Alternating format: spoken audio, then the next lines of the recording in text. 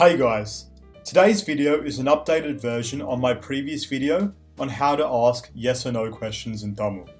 I decided to update it because I was reading a comment from a subscriber named Gobi and I realized I had a lot more to explain to you guys about this topic. So thanks Gobi for the feedback, hope this video clears things up. In Tamil, there are two types of questions, yes or no questions and question word questions. In this video, we're going to cover yes or no questions. Just a quick heads up, I use some complicated grammar and vocabulary that you haven't seen in my previous videos before. Don't stress. You don't need to pay attention to everything. All I want you to take away from this video is how to make a yes or no question. Alright, let's get to it. Yes or no questions are really simple in Tamil. To make a yes or no question, it's the same as making a statement, but you add "are" at the end. For example, Avan Indian. Avan means he, and Indian means Indian person. So the sentence is, he is an Indian person.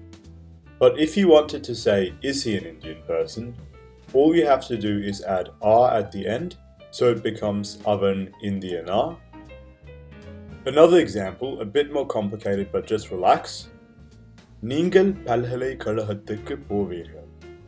Ningal means you, palhalaikalagathukku means to university, and poveergal means will go. So the sentence means you will go to university. But if you wanted to say, will you go to university, you just add "are" at the end of poveergal. So it becomes Ningal palhalaikalagathukku poveergala. Here's another sentence. It's a bit tricky, so pay attention. Idu sari. Idu means this, and sari means correct. But unlike correct in English, sari is actually a noun and not an adjective. So the sentence means this is correct. What if you wanted to say, is this correct? You have to add "are" at the end of sari. But you can't just add the letter R to make sariya. This is wrong. You need to join the sari and the R together. In this case, sari ends with ya, so it actually becomes sariya.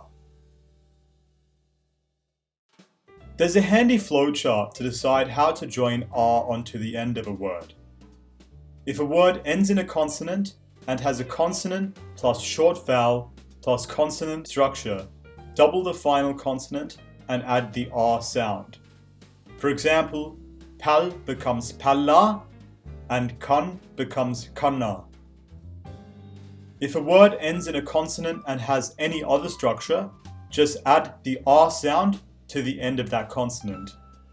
Pal becomes pala, Indian becomes Indiana, ur becomes ura, and so on. If a word ends in the sounds I, e, or I, you add ya at the end of the word. For example, sari becomes sariya, kare becomes karaya, and ange becomes angeya. If a word ends in the sounds a, u, o, or a, you add va at the end of the word.